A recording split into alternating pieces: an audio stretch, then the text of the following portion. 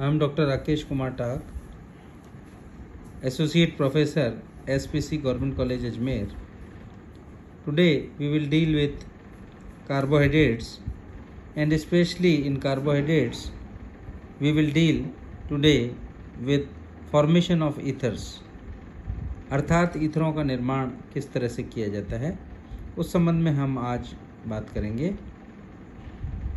Monosaccharide इकाइयों में से एक से अधिक हाइड्रोक्सी समूहों की उपस्थिति के कारण एल्कोहलों की तुलना में ये प्रबल अम्लीय हो जाते हैं, अतः इनका ईथरीकरण आसानी से हो जाता है। उदाहरणार्थ, यदि मैथिल ग्लूकोसाइड को जलीय NaOH विलयन में डाईमेथिल सल्फेट के साथ अभिकृत करवाया जाए तो पेंटोमेथिल डेरिवेटिव बनता है।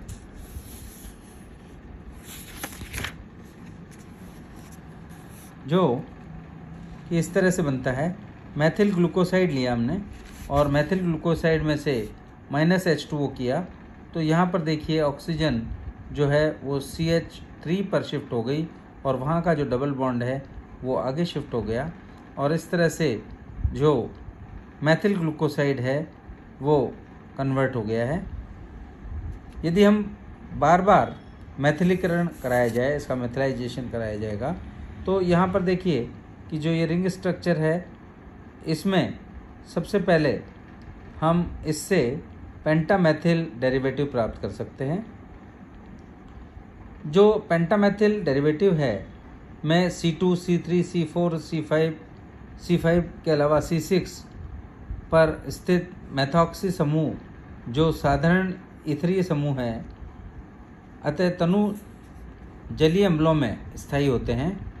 ईथरीय बंध को केवल कंसंट्रेटेड HBr या HI के साथ गर्म करने से विघटित किया जा सकता है, लेकिन जो C1 पर मेथॉक्सी समूह उपस्थित है वह इन चारों मेथॉक्सी समूहों से डिफरेंट है, क्योंकि यह ईथरीय समूह नहीं है वरन एसिटेल बंधन का एक हिस्सा है।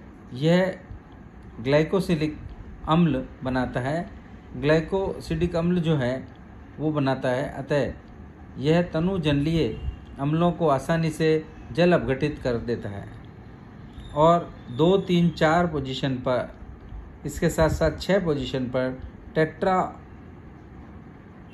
ऑर्थोमेथिल डी ग्लूकोज बनाते हैं। यहाँ O लिखने का तात्पर्य है कि यदि मैथिल समूह ऑक्सीजन परमाणु के साथ जुड़े हों, इसकी जो विवृत श्रृंखला है में C5 पर एक मुक्त हाइड्रोक्सी समूह विद्यमान है, क्योंकि यह ग्लूकोज के हेमी एसिटेल वलय में प्रयुक्त किया जाता है।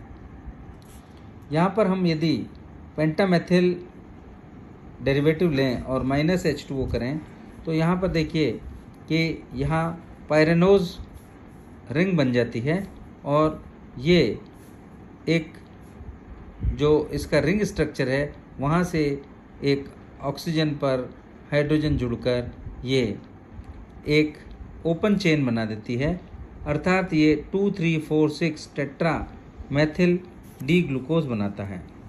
इसी तरह से हमने जो भी बात करी एस्टरों की, इसके साथ साथ यदि हम बात करें कि एस्टर का निर्माण किस तरह से होता है, मीन्स फॉर्मेशन ऑफ एस्टर्स, अभी हमने जो सीखा था वो था कि किस तरह से ईथर्स बनाए जाते हैं, और अब हम देख रहे हैं कि किस तरह से एस्टरों का निर्माण होता है। यदि मोनोसेकेराइड को सोडियम एसीटेट या पिरिडीन जैसे दुर्लभ क्षारीय माध्यम में एसिटिक एनहाइड्राइड की अधिक मात्रा में उसको विकृत कराया जाए तो एनोमेरिक हाइड्रोक्सी समूह सहित समस्त हाइड्रोक्सी समूहों का एसिडीकरण होता है, और यह अभिक्रिया 0 डिग्री सेंटीग्रेड पर संपन्न कराई जाए तो अभिक्रिया त्रिविम विशिष्ट यानी स्टीरियो स्पेसिफिक होती है, अर्थात एनिमर से अल्फा एसीटेट बनता है जबकि बीटा एनिमर से बीटा एसीटेट बनता है, और यदि हम अल्फ़ा डी ग्लूकोज लें और उसमें यदि pyridine की प्रेजेंस में CH3COO होल ट्वाइस O के साथ इसका एसीटोन के साथ इसका यदि हम रिएक्शन कराएं तो यहाँ पर हम अल्फ़ा ग्लूकोपेंटा एसीटेट प्राप्त होता है। अब हम बात करेंगे राइबोस की स्ट्रक्चर की कि किस तरह से राइबोस के स्ट्रक्चर होते हैं। और राइबोस का एक बहुत ही महत्वपूर्ण एल्डोपेंटोज है जो राइबोन्यूक्लिक एसिड आरएनए में पाया जाता है और इसके एक अणु में एल्डिहाइडिक समूह व 4 हाइड्रोक्सिल समूह पाए जाते हैं। इसके ग्लूकोज की भांति ये सामान्य रासायनिक अभिक्रियाओं से इसकी अभिक्रिया हो जाती है। यदि D+ ग्लिसरैल्डिहाइड से प्रारंभ करके राइबोस का संश्लेषण कराया जाए तो ये D- एरिथ्रोज क्लियानी सिंथेसिस से राइबोस व एनीराइबोस का एक मिक्सचर प्राप्त होता है। राइबोस का एसिटिक अम्ल के साथ यदि हम नाइट्रिक एसिड के साथ यदि हम ऑक्सीडेशन कराते हैं तो बना हुआ डाइकार्बोक्सिलिक अम्ल ध्रुवण और अध्रुवण ऑप्टिकली एक्टिव होता है।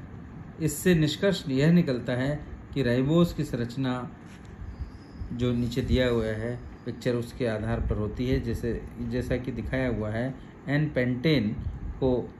पेंटेन जो है एल्डानिलटॉल से प्राप्त होता है और राइबोस स्ट्रक्चर में से -H2O यदि किया जाए तो वहाँ पर हमें इसी तरह से राइबोस में यदि उसका राइबोस का ऑक्सीडेशन कराया जाए इन प्रेजेंस ऑफ ब्रोमीन और वाटर तो यहाँ पर राइबोनिक एसिड बनता है और राइबोनिक एसिड का ऑक्सीडेशन कराया जाए तो ट्राईहाइड्रोक्सी ग्लूटारिक एसिड बनता है। और इसी तरह से राइबोस का HCN की प्रेजेंस में यदि HCN इसके साथ जोड़ा जाता है तो साइनोहाइड्रिन बनता है। ग्लूकोज की भांति राइबोस भी 10% तक ही ओपन चेन स्ट्रक्चर होती है। अधिकांश तो यह चक्रीय हेमी एसिटिल संरचना में रहता है। पूर्ण मैथिलीकरण कराने के बाद ऑक्सीकरण से बने उत्पाद के विश्लेषण से राइबोस की 5 सदस्यों युक्त फ्यूरेनोस स्ट्रक्चर प्राप्त होता है। अतः इसकी संरचना को हम आसानी से प्रदर्शित कर सकते हैं।